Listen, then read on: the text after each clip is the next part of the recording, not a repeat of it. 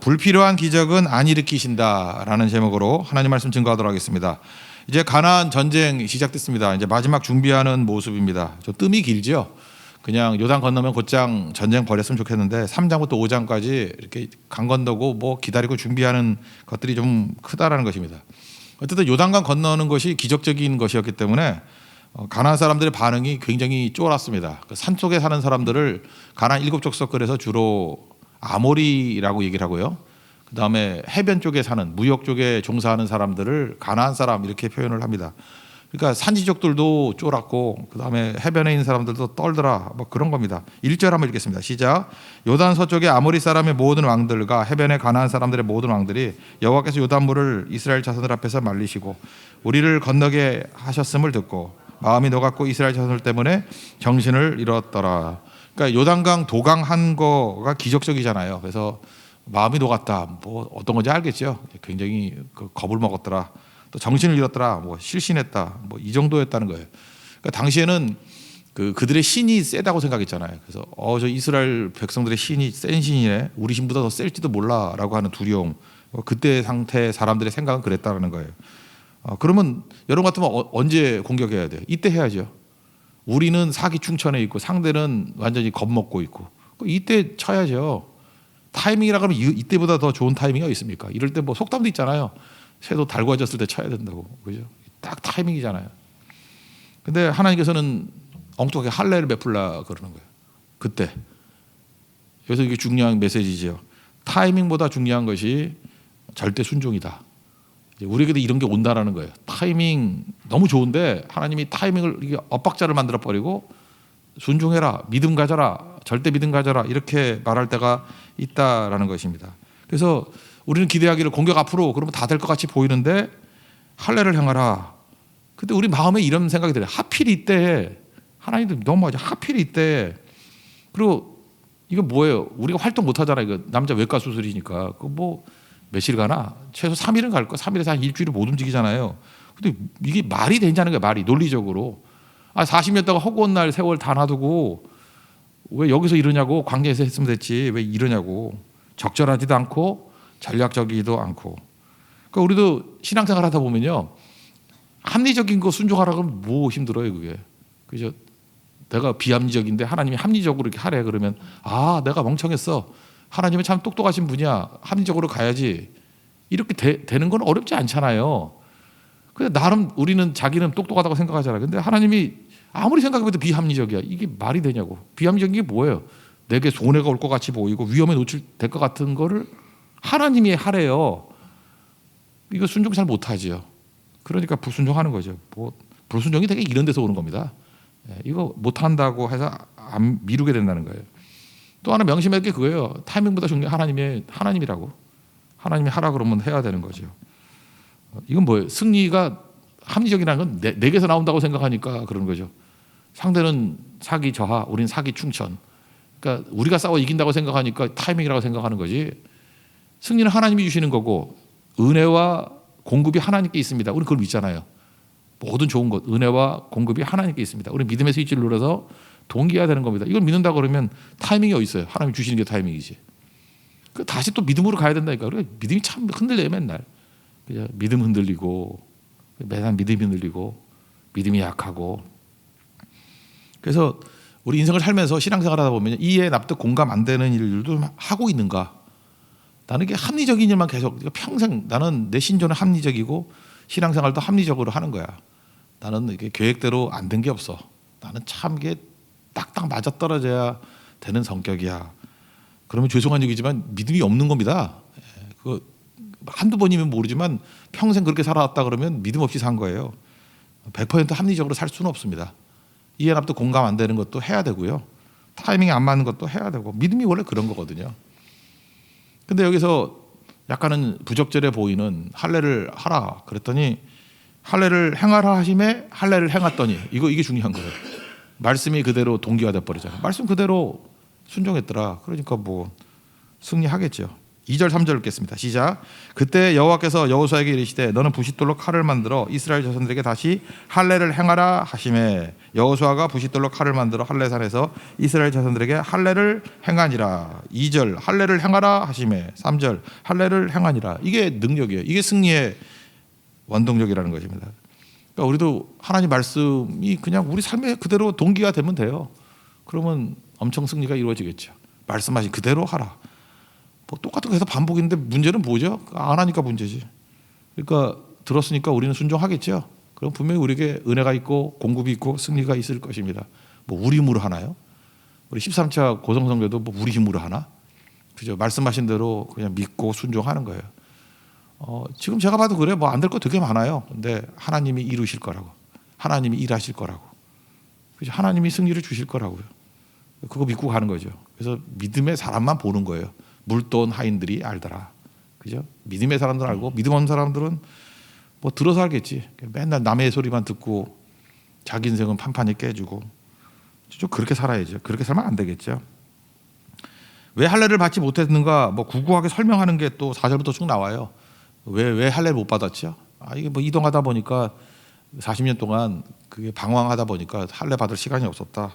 그리고 길에서 할례를 할 수가 없지 않느냐 뭐 그런 취지입니다. 그래서 여기 중요한 게 뭐죠? 전쟁 전에 왜 할례를 받게 하는 거예요? 전쟁보다 중요한 것은 관계라는 거예요. 주님과의 동행. 하나님과의 관계가 승리의 관건이지. 하나님과 관계가 뭐예요? 믿음 아니에요, 믿음. 하나님과 우리가 연결되는 게 뭐예요? 믿음의 스위치를 눌러야 하나님이 좋은 것이 내게 연결이 되죠. 내게 다 오죠.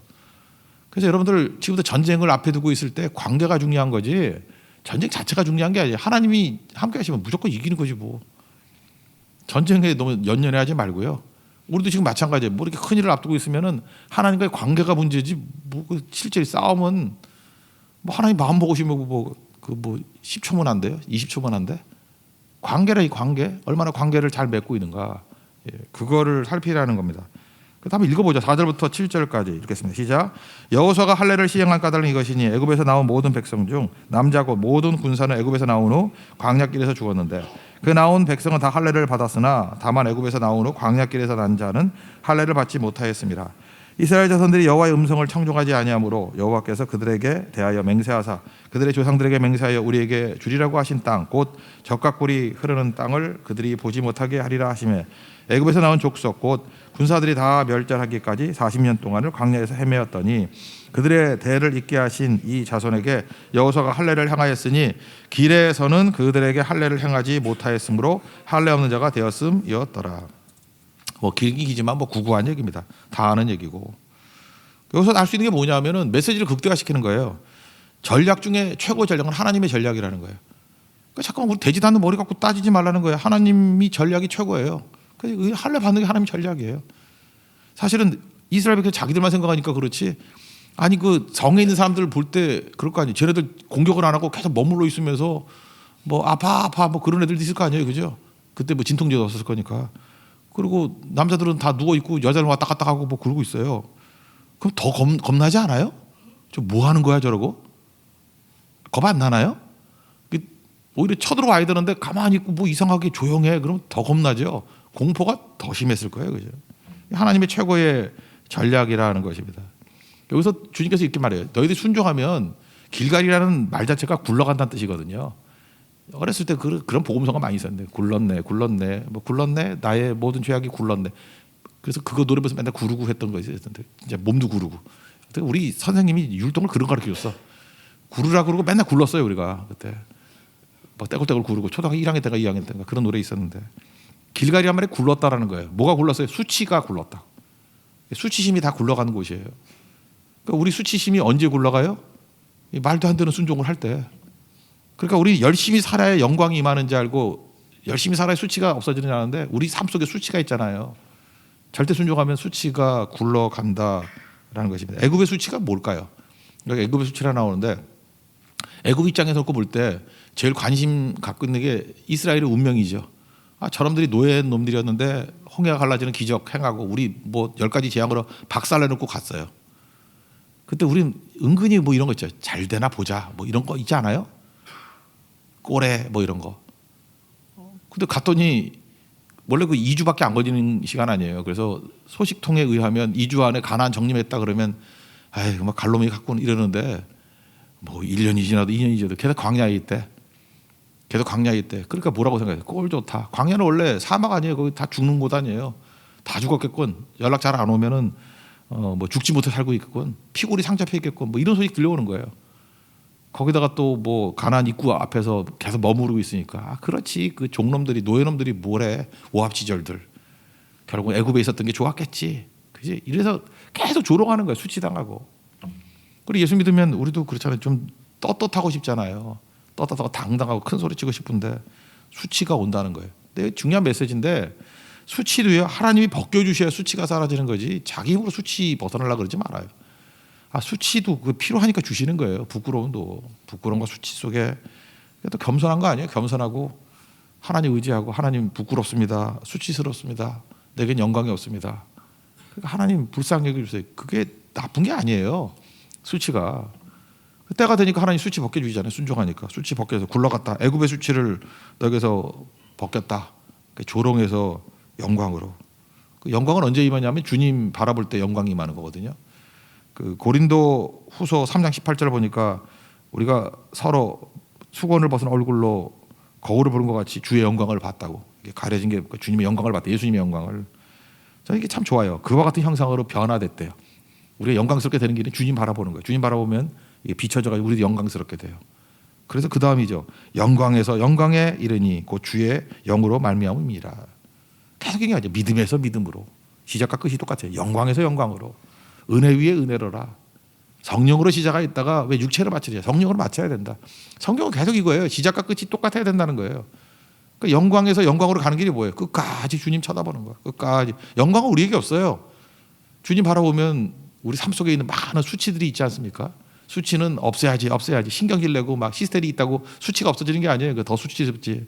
저 얼마나 상처가 심하면 저 말만 나오면 저러나. 그 수치 때문에 더 수치스러워지는 거예요. 그래 주님 바라보고 있으면 저거 굉장히 수치를 느꼈던 사람이 이제 당당하네. 너무 영광스럽네. 오히려 그 역전이 돼버리면은 그 과거의 것들이 오히려 영광의 도구가 되지 않습니까? 바닥에 있다가 그죠? 올라가면 영광의 도구가 되지 않아요? 8대 0으로 지고 있다가 9대 8로 역전하면 이게 영광스럽지 않아요? 오히려 9대 0으로 이기는 것보다. 그죠? 수치가 영광으로 다 변화가 된다는 것입니다. 8절 9절 읽겠습니다. 시작. 또 그 모든 백성에게 할례 행하기를 마침에 백성이 진중 각 처소에 머물러 낫기를 기다릴 때 여호와께서 여호수아에게 이르시되 내가 오늘 애굽의 수치를 너에게서 떠나가게 하였다 하셨으므로 그 이름을 오늘까지 길갈이라 하느니라. 여기서 외과 수술하고 할례하고 낫기를 기다릴 때 한 일이 뭐 있어요? 아무것도 없죠. 아무것도 없는데 주님 앞에 순종하니까 수치가 다 사라졌대. 영광이 임했대요. 그래서 그거예요. 수치 없앤다고 발버둥 치는 게 아니에요. 그냥 죽치고 기다리고 있으면 돼요. 영광 하나님 다 주시는 거지. 뭐 내가 하는 건가? 그죠? 그렇게 살아가야 된다라는 것입니다. 그래서 오늘 첫 번째 메시지가 이거예요. 타이밍 너무 따지지 말고 순종하면 영광도 오고 수치도 사라지고 좋은 거 다 오고 승리 이룬다라는 거예요. 그러니까 하나님의 전략만큼 뛰어난 전략은 없다. 그래서 타이밍 때문에 초조하지 말고 절대 순종, 절대 믿음 이걸 붙들라는 것입니다. 두 번째는 이제 만나 이야기인데 만나가 그쳤어요. 여기서 우리 알 수 있는 게 뭐죠? 불필요한 기적을 행하시지 않으신다. 길갈에서 만나가 그쳤습니다. 10절, 11절, 12절, 세 절 읽겠습니다. 시작. 또 이스라엘 자손들이 길갈에 진쳤고 그달 14일 저녁에는 여리고 평지에서 유월절을 지켰으며 유월절 이튿날에 그 땅의 소산물을 먹되 그날에 무교병과 볶은 곡식을 먹었더라. 또 그 땅의 소산물을 먹은 다음 날에 만나가 그쳤으니 이스라엘 사람들이 다시는 만나를 얻지 못하였고 그 해에 가나안 땅의 소출을 먹었더라. 여러분 이게 갑자기 이제 길갈에서 거기 소출 먹고 난 다음에 만나가 그쳤다. 그때는 여러분 무슨 느낌이 드세요? 너무해. 이렇게 여유감 나. 며칠 좀 더 주지. 딱 끝냐 그때. 그런 느낌 받으면 안 되죠. 이게 중요한 게 뭐죠? 주님께서는 내 삶에 이렇게 밀착해서 동행하신다는 거예요. 주님께서 우리 대충 동행하는 게 아니고요. 너무너무 밀착해서 우리 삶을 잘 하신다는 거예요. 그러니까 여러분 걱정하지. 굶어 죽지 않아요. 죽을 때 되면은 하나님께서 만나 계속 먹이시고요. 살만해지면은 딱 끊어버리는 거예요. 그래서 뭐가 이렇게 딱 끊어지고 할 때 죽었네. 안 죽어요. 살만하니까 끊으신 거지 하나님이. 삶을 이렇게 밀착해서 이끌어 가신다는 거예요. 완벽하게 돕는다는 거예요. 그러니까 이런 거 있잖아요. 상실의 두려움 있죠. 이거 없어지면 어떡하나 뭐 이런 거. 그죠? 고난이 오면 어떡하나, 뭐 어려움이 오면 어떡하나. 이게 다 뭐죠? 이게 불신앙이에요. 불신앙. 알아요? 하나님이 뭐 광야에서도 먹이셨는데 뭐 여기서 안 먹이셨어요. 그래서 영접하세요. 믿음은 영접이잖아요. 어려움도 영접, 필요하니까 어려움도 오는 거고, 고난도 영접, 주신 은혜가 족하다. 그리고 살아야 된다는 것입니다. 그래서 여러분, 인생은 투트랙이에요. 그게 같이 와요. 이렇게 만나주시는 은혜뿐만 아니라 또 만나가 끊어지는 은혜예요. 그것도. 근데 둘 다 하나님이 필요하니까 주신 거고, 그 과정을 통해서 우리의 믿음이 강력해지는 거죠. 믿음이 강력한다는 게 뭐예요? 하나님 공급으로 살아가는 인생이 되는 거죠. 그러니까 여러분, 믿음엔 모험이 필요한 거예요. 이해 나도 공감 안 되는 모험, 하나님 말씀하신 모험. 어떤 미국 유학생 이야기인데요. 유학을 했는데 이분이 이제 이공계 박사학위를 하는 사람이에요. 근데 그 신앙이 너무 불이 붙는 거예요. 불이 붙어가지고 이분이 하고 싶은 게 뭐냐면 찬양 인도예요. 근데 금요 차례 때 찬양 인도. 그 다음에 그것도 주 메인 인도도 아니야. 옆에서 이렇게 얼쩡거리면서 부르는 애 있잖아요. 이렇게 그런 건데 너무 하고 싶은 거예요, 그게. 그리고 주일에 찬양팀으로 좀 섬기고 싶고. 근데 이 학교에서는, 연구소에서는 실험에서 빠질 수가 없는 거예요. 금요 밤에도 실험해야 되고 주일에도 한 반쯤은 실험을 해야 된다고 자꾸만 그러는 거예요. 자기가 예배드리고 싶다고 자기 지도 교수하고 이렇게 못 하겠다고. 나는 금요일 날 저녁엔 빼주고 연습도 해야 되니까. 그다음에 주일에는 못 간다고. 그러니까 뭐 싫어하죠, 그죠? 이게 뭐 말이 되냐 뭐 이랬는데, 이분이 이렇게 큰 연구비를 받아야 될 찬스가 왔대요. 연구비가 우리나라 돈으로 몇십억 정도 되는 프로젝트가 큰 거예요. 그러니까 이런 연구비 지원 못 받고는 연구 못 하는 그런 연구인데, 연구비 받아야 되는데 상황이 어려워진 거지. 근데 이 연구비 주는 선정위원이 3명이었대요. 3명이었는데 뭐 당장 2명은 반대하더래요. 그리고 한 사람이 지지를 했는데, 안 되는 거라 다 생각했는데 그 지도교수가 그러더라는 거예요. 너 됐다고. 그러면서 표현하기를 하나님이 네 편이야 그러더래요. 그 믿지도 않는 분이. 하나님이 네 편이라고. 뭔 소리냐 그랬더니 자기는 아무 뭐 로비도 안 하고 뭐 부탁도 안 하고 그랬는데, 3명 선정위원 가운데 2명이 반대를 했으면 1명이 뭐 지지한 거 아니에요. 근데 이 1명이 부탁도 안 했는데 그 반대하는 2명에게 전화를 걸어가지고 설득을 했대요. 얘 주자고. 근데 설득을 한 게 중요한 게 아니라 설득을 또 당하더래, 둘이. 원래 그 이공계 이렇게 하게 하는 박사들 이런 사람은 남에게 설득 잘 안 당하거든요. 고집 세가지고. 그러니까 설득을 한 것 자체도 이상한 일인데, 설득 당한 것도, 2명 다 설득 당한 것도 이상한 일이래. 그러니까 셋 다 지지해서 연구비를 받았대요. 이거를 바라보는 지도교수 입장에서는 말이 안 되는 거예요. 그래서 자기 딴에는 생각해 보니까 네가 하나님 되게 사랑하는 것 같이 보이는데, 뭐 그래서 금요 차례도 가고 주일에도 한다 그러는, 분명히 하나님 너 도와준 것밖에 설명할 길이 없다고. 내가 한다고 네가 뭐 아무것도 안 한 거. 그리고 그 사람들이 너 되게 싫어했다고. 싫어하는 사람들이 셋이 왜 저러는지 모르겠다고. 그래요. 그리고 하나님이 도우시는 거죠. 이게 뭐예요? 하나님이 기적을 행하셔서 붙들어 주시는 게 있죠. 그래서 연구 이제 했습니다. 연구 이제 위원으로 들어갔는데, 그러면 이제 이렇게 도와준 사람 계속 도와줘야 되잖아요. 연구비만 주고 그 다음에 또 다시 핍박자로 돌아섰대요. 뭐 얼마나 핍박을 하는지, 뭐 죽지 못해 살고 있다고. 인생이 그런 거예요. 알 수가 없어요. 왜 도와줬는지, 그리고 왜 핍박하는지. 이제 본연의 모습으로 돌아간 거지. 잠시 하나님께서 이게 정신 잃게 만들어가지고 연구비 주자 그러고 다시 원점으로 돌아간 거죠. 그래서 그 싸움에서 싸워서 또 이기는 거예요. 신앙은 그런 거라고요. 기적적인 도우심도 있고, 어떤 때는 이상한 핍박도 있고. 그래서 여러분들 인생이 핍박 피하는 쪽으로 인생 결정되려면 안 돼요. 주님의 뜻을 이루는 쪽으로 가야죠. 갈라디아 6장 맨 뒤쪽 보면은 12절부터 마지막 몇 절이 들어가, 18절이 끝인 것 같은데, 거기 그리스도의 흔적, 스티그마라는 단어가 나오잖아요. 거기 쭉 보면은 억지로 할례를 받게 만드는 사람들이 있다는 거예요. 근데 할례를 받으려고 하는 이유가 뭐냐면 자기들 다 안다는 거예요. 할례 받을 필요 없다는 거. 예수 믿는 사람이 할례 받아도 어떻고 안 받아도 어떻고. 어저께 고린도 7장에 나오잖아요. 받은 사람 받은 대로 있고 안 받은 사람 안 받은 대로 그냥 지내라. 별거 아니다, 그 얘기 아니에요. 근데 안 받아도 되는 사람이 굳이 할례를 받는 이유가 뭐냐 하면은 해석을 이렇게 했어요. 갈라디아 6장 12절에 박해를 피하려고. 그냥 읽어드릴게요. 6장 12절 갈라디아. 그들이 그리스도의 십자가로 말미암아 박해를 면하려 함뿐이라. 왜 할례를 억지로 받아요? 그게 옳아서 그게 실한 게 고백이기 때문에 아니에요. 그냥 박해 면하려고. 이 짓을 왜 하느냐는 거예요. 사도 바울은 뭐래요? 박해가 오든 뭔 짓이 오든 간에 더 이상 나 괴롭히지 말라고. 나 쓸데없는 그거 사람들 그 기준 맞추는 데나 시간 안 보내. 나를 더 이상 괴롭게 하지 마라. 내 몸에 그리스도의 흔적을 가져오라. 이게 무슨 뜻이죠? 핍박이 오면 그냥 받는 거지. 핍박 피하는 쪽으로 해서 사람 기분 맞추는 인생 안 살겠다 그 얘기죠. 그 주를 위해서 이렇게 핍박 좀 당하고 하면 주님이 기특해 하실 걸? 다시 또 한번 물어볼게요. 예수 믿은 지 꽤 오래됐는데 나는 별 핍박이 없어요. 그러면 여러분 제대로 안 믿는 거예요. 제대로 믿어봐요. 그러면 세상이 가만두나 이렇게 저항이 있지. 그래서 예수 믿으면요 항상 두 가지 경험이 있어요. 항상 기적적인 도우심의 경험, 그리고 기적적인 핍박의 경험. 어쩌면 이렇게 기적적으로 이렇게 특이하게 핍박하나 이런 게 느껴져요. 근데 주님 바라보면 이길 힘도 주시고 피할 길도 주시고, 그래서 피할 길 주시는 거 뭐라고 하죠? 기적이라고 그러고, 그다음에 이길 힘 주시는 거 이거 이기는 거예요. 이게 극복하는 거. 그러니까 만나 사건을 통해서 알 수 있는 게 그거죠. 줘도 은혜고 안 줘도 은혜예요. 하나님은 우리를 항상 은혜로 이끌어 가십니다. 믿습니까? 믿음이 저급하니까 맨날 돈 좀 주면은 은혜라 그러고 없으면은 노은혜라 그러고 그러면 안 되죠. 노은혜는 없습니다. 이 은혜는 있지만, 그죠? 노은혜는 없어요.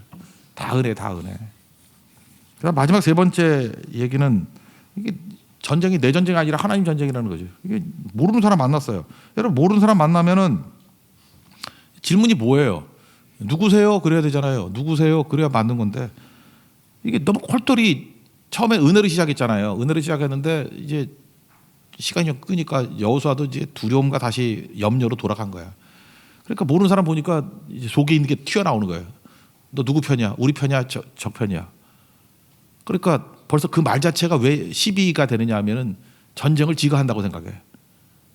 이 전쟁은 내게 속한 전쟁이야. 그러니까 딱 보니까 내게 도움이 되는 사람이야? 도움이 되지 않는 사람? 이게 묻는 거예요. 질문에서 속마음이 나오는 거지. 입으로는 주님의 은혜입니다. 주님밖에 없습니다. 이러고 살지만 결정적인 순간에 탁 나타나니까 너 누구 편이야? 이렇게 나온다고.